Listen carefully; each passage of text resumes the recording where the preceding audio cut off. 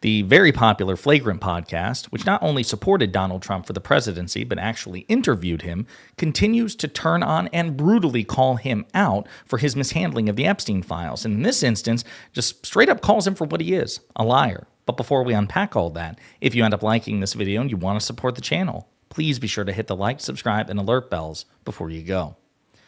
All right, friends, check it out. This is the latest, one of the latest episodes of the Flagrant podcast in which they continue to brutally call out Donald Trump for his lies about the Epstein files. Why would Trump run on releasing these files if when he was in office and Epstein got locked up and they got all this information and he know this can't get out to the public, why would he run on releasing it? Because he's dishonest.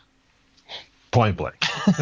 All right. I mean, Trump is dishonest. I think we all understand Trump is a dishonest character. Right? I mean, he told us that on the pod. He said, I am a mostly truthful person. Basically saying, I lie sometimes. Yeah. You know what I mean? When it's strategically relevant, when it's beneficial to marketing, when it advances the cause, when it gets him what he needs in the long run, it's a short-term sacrifice for a long-term gain. So was it just a huge miscalculation? He thought people would not care after he gets elected? Like if he know he couldn't. Well, he did release. I think he thought, oh yeah, we're going to give him some red meat. We're going to put together all these influencers. We're going to give them these files, and we're going to leak all the stuff, and they're going to eat it up, and we'll be good. I'll have done my job. And then no one ate it. And then he was like, oh, shit. Is that what you think, Andrew? You got to keep in mind that Donald Trump was there from the beginning of all this with his first presidency. So none of this is new to him. It's almost like a boomerang that's coming back to him. He was back there with Epstein, too. You know? Yeah, I mean, he was there for a long time. Very well put. The fact of the matter is Donald Trump was president when Epstein died back in, I think it was 2019, if I remember correctly. He was in Trump's custody, federal custody. He was the responsibility of the Trump Justice Department, and they failed to protect him.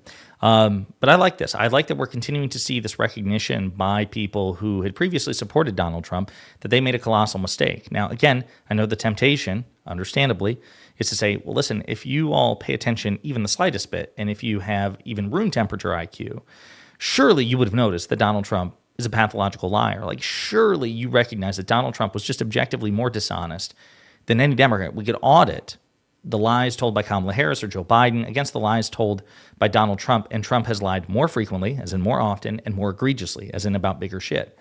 Now, again, as frustrating as that is, the fact that they are having a public epiphany now, and they are continuing to relentlessly call him out, that's extremely important because these people are incredibly influential. And to the extent that they influenced Trump's electoral success, which I think is fair to say, at least on the margins they did, certainly it didn't hurt, then maybe it will help us and hurt him if they turn against him and publicly and relentlessly criticize them as they have been doing. The Flagrant podcast, Joe Rogan has been increasingly critical of Donald Trump. Tim Dillon has become increasingly critical of Donald Trump. But when it comes to the Epstein files, it's important to remember, too, that few other Republican lawmakers like Thomas Massie and even Marjorie Taylor Greene are starting to turn on Trump. Thomas Massie's been a thorn in Trump's side for some time. Marjorie Taylor Greene is starting to deviate as well, and she's catching a lot of shit from the MAGA base. How dare you? As much as we say we care about, the Epstein files, we care about doing whatever God Emperor Daddy Trump says even more. How dare you put him in this position? But Thomas Massie is pointing out the hypocrisy that the Republicans have on this issue, particularly elected Republicans. Check it out. I care most about the policy here, not the politics of it.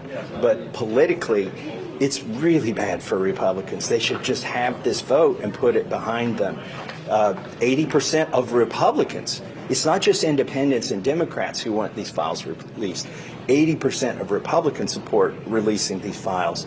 So they're at odds with our base right now, and particularly the MAGA base. They are. But again, we're hearing about this public and private White House pressure campaign coming from the Trump administration. And right now, folks, it's working. Right now, it's working immensely because, and I'll play another clip of Thomas Massie here in just a second. For this discharge petition that Thomas Massie is trying to get over the finish line, they need about 218 signatures. They will have all 212 Democrats. Excuse me. They will have all 212 Democrats, but they're going to need at least 6 Republicans to make that 218 to get a majority to bypass the House Speaker, Mike Johnson. And so far, only 3 House Republicans have signed on with the Democrats. So right now, the Trump campaign, the pressure campaign, is working and it is stalling the Republicans from Thomas Massey from getting those extra 3 Republican votes that he needs. Here's another clip of Massey. Right. And it was just 9 months ago that the entire administration was for releasing these files. The problem is they've done a 180-degree turn on this. You know, you mentioned that Republicans are split. Only in Congress, in the swamp, are Republicans split on this.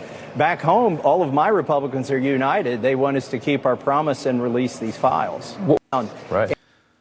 So Massey's again calling it out. The fact of the matter is that the Republican lawmakers are not only betraying their campaign promises, they are betraying the preferences of the MAGA base. Now, again, is this going to result in a meaningful rebellion faced by Donald Trump? I don't think so. I really don't. I mean, I was hoping that I'd be wrong early on because the polling wasn't good for Trump. And again, I just want to remind people because some people get it twisted. Is the polling for Trump bad on the Epstein files from Republicans? Yes. Yes, it is. Right? We're actually seeing fractures within the Republican base vis-a-vis Trump and the Epstein files. A majority of Americans, and in some polls, half or a majority of Republicans, think that he's covering things up. They're not happy with how he's handling it. And poll after poll after poll shows more Americans than not think that Trump's actually implicated in the Epstein files and part of a cover-up. The polling is atrocious on this. But even though he doesn't enjoy the level of support on this particular issue he typically gets from Republicans, this is still a low salience issue in the sense that people don't rank it as like a top 5 issue for them, right? The boys at the Flagrant podcast do. Joe Rogan thought it was particularly important, and clearly a lot of Americans do as well. But in other words, it's like MAGA Republicans are saying, according to the polls, yeah, we don't like how he's doing this. Yes, he's screwing it up, but this is kind of a low issue for us, and we love all this other stuff that he's doing, and you know he's the leader, so you know we're inclined to just like give him a pass for it.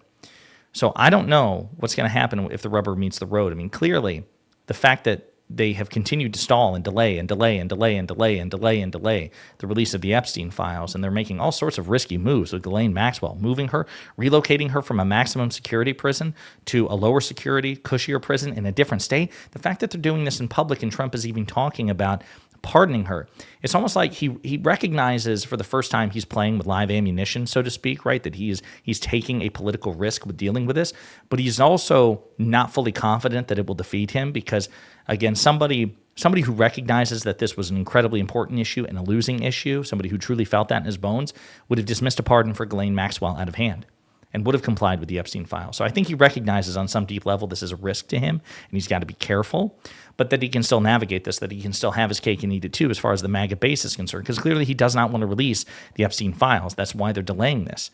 And, you know, Republicans, Trump apologists will say, well, listen, they released, thousands of documents in the past 48 hours. Yeah, but those documents, 97% of them, according to House Oversight Committee Chairman James Comer, 97% of those files had already been released. So again, it was just a repackaging, a repurposing of the files that had been released in previous disclosures, just like what Pam Bondi did with the binders several months ago, which started this entire process.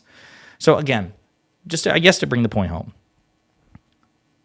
what I think this will continue to do, even though it may not manifest like in meaningful electoral consequences, is that to the, kind of culture war, right-wing, MAGA-coded influencers and people who are not like diehard MAGA the way that Benny Johnson is or whatever, but again, the people like Joe Rogan and Tim Dillon and the Flagrant podcast, this issue, as long as Trump continues to lie and fail to deliver, it will become increasingly divisive for them.